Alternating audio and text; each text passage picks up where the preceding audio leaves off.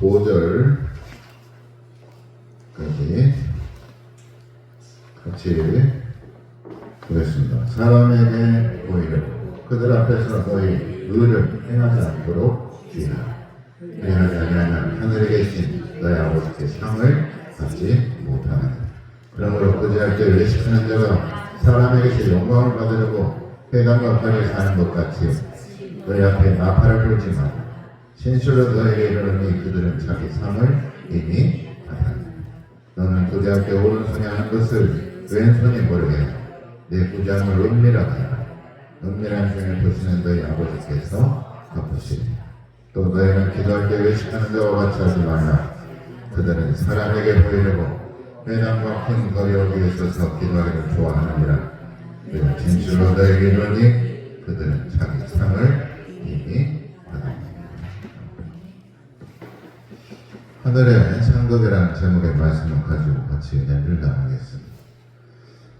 세상을 살아갈 때 그 인생을 평가하는 데 있어서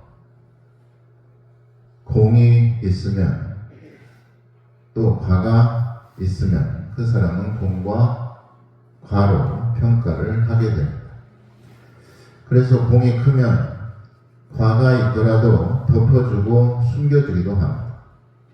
그런데 반대로 과가 크고 공이 미비하거나 없다면 오히려 공이 있더라도 추방을 당하고 사람들에게 외면을 당하게 될 수밖에 없는 것입니다. 게다가 당한 사람 입장에서 보면 다시 말해서 피해자 입장에서는 공이 아무리 많은 사람이라 할지라도 나에게 그 사람이 피해를 줬다면 그 사람은 그저 해로운 사람일 뿐일 것입니다. 그래서 법률 용어로 보면 미필적 고의와 선택적 고의라는 말이 있습니다. 또한 자기 의를 자랑하는 것은 어찌 보면 한마디로 하나님 앞에서 대단히 교만해지는 것입니다. 교만하기 때문에 자기 의를 자랑하는 것이죠. 하나님의 보시기에 의롭다고 하는 자나 자기 스스로 공이 있다고 하는 자는 하나님 앞에서 과연 어떤 사람일까요? 공에도 사가 있다라는 말이 있습니다. 아무리 공적으로 한다고 하더라도 자기 사심이나 사적인 개인 감정이 거기에 들어있다는 말입니다. 다시 말해서 공을 세운 일에도 사적으로 개인적인 사정이나 또 편견이 있을 수 있다는 얘기입니다. 그래서 아주 유명한 속담이 있죠. 흘러가는 물도 떠주면 공이 된다.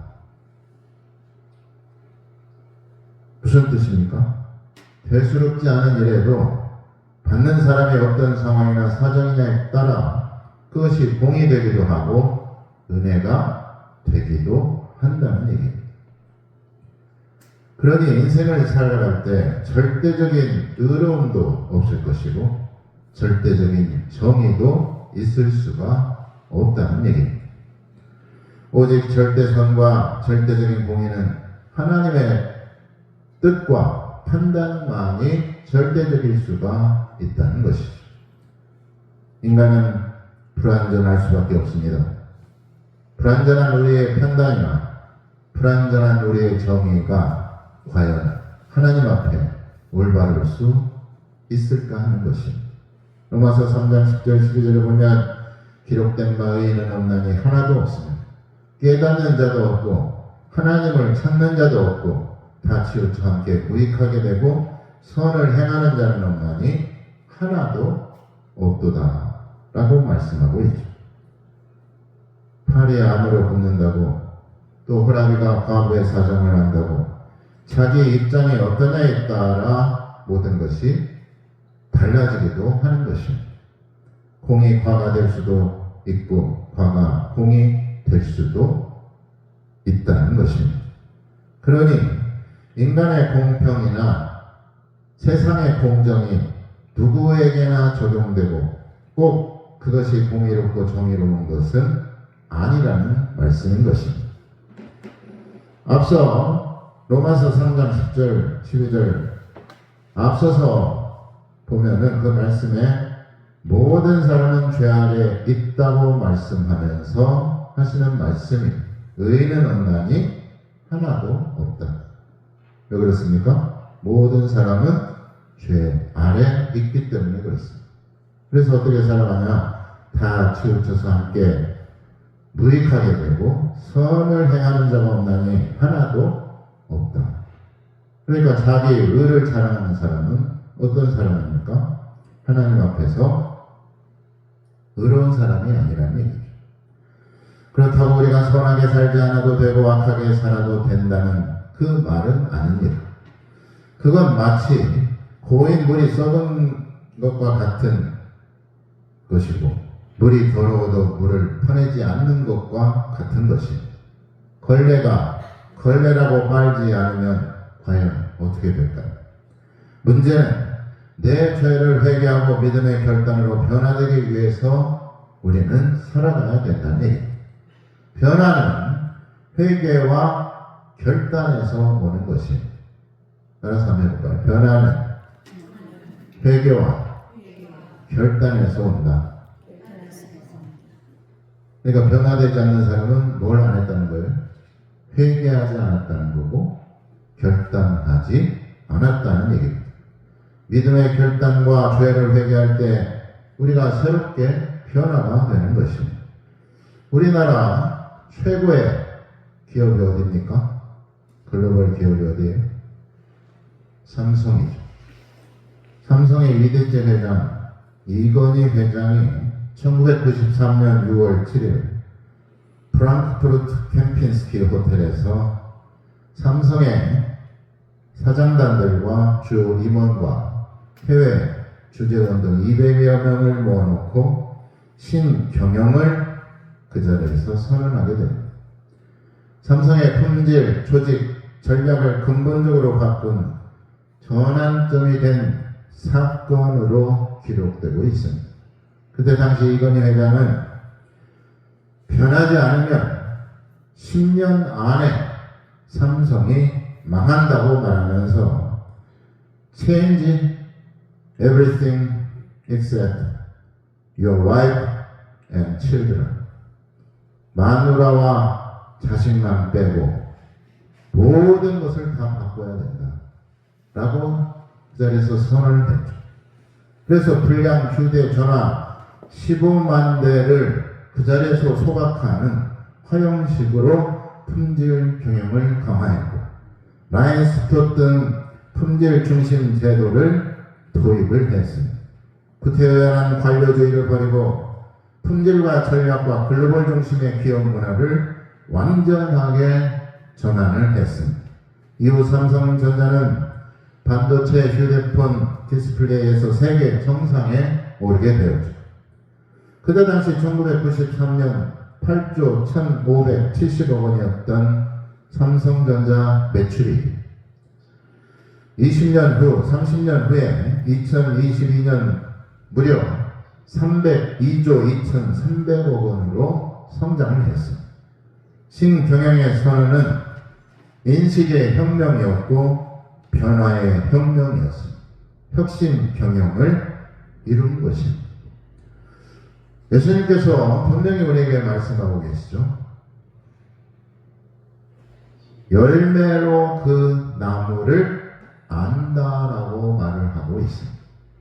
나쁜 나무가 좋은 열매를 맺지 못하는 것이고 좋은 나무가 나쁜 열매를 맺을 수가 없다는 것입니다.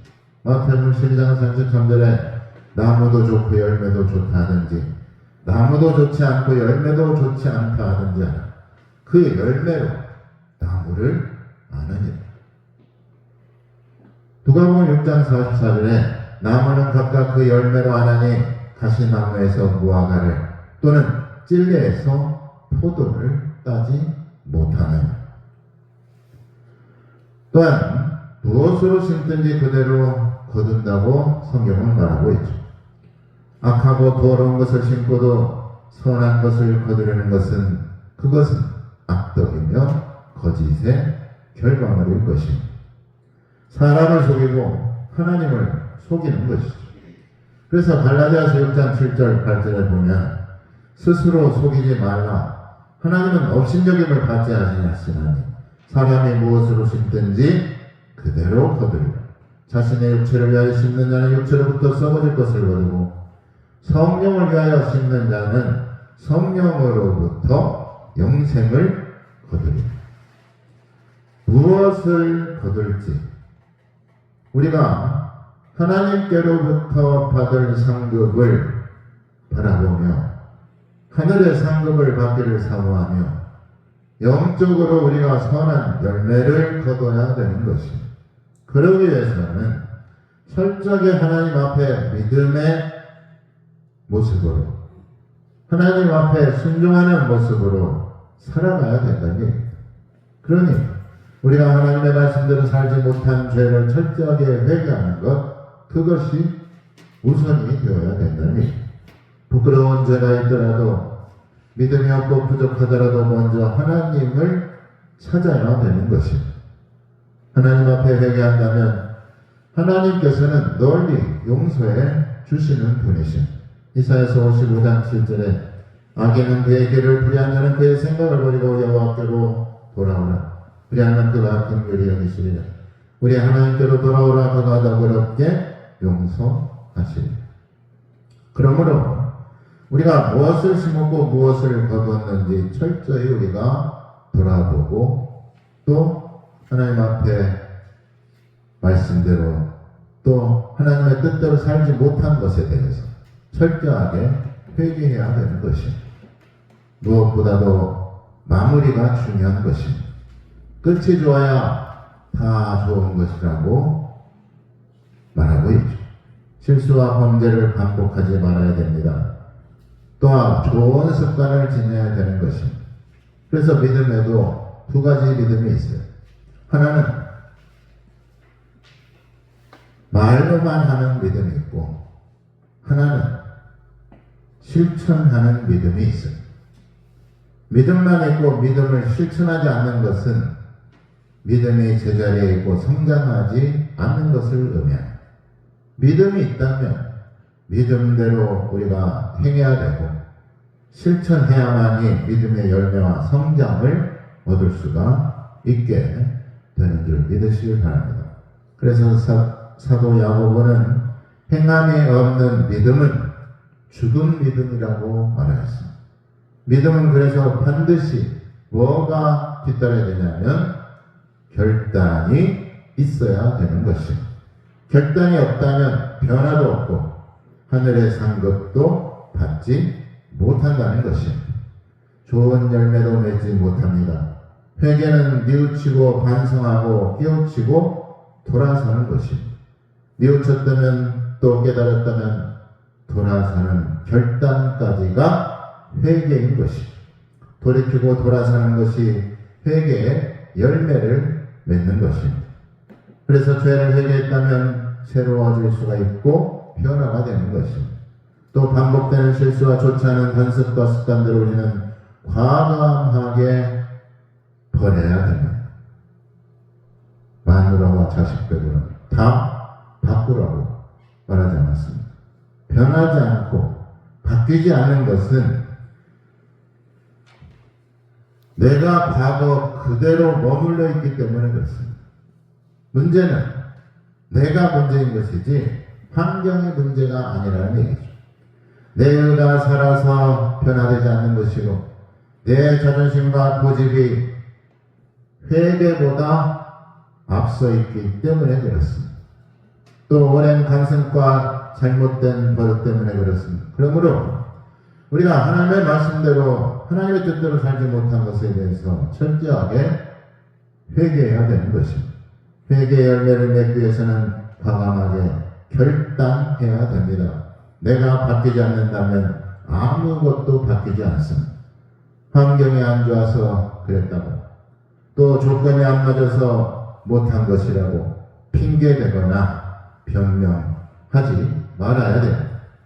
그래서 안 되는 것이 아니라 내 생각이, 내 행동이 바뀌지 않았기 때문에 그렇습니다.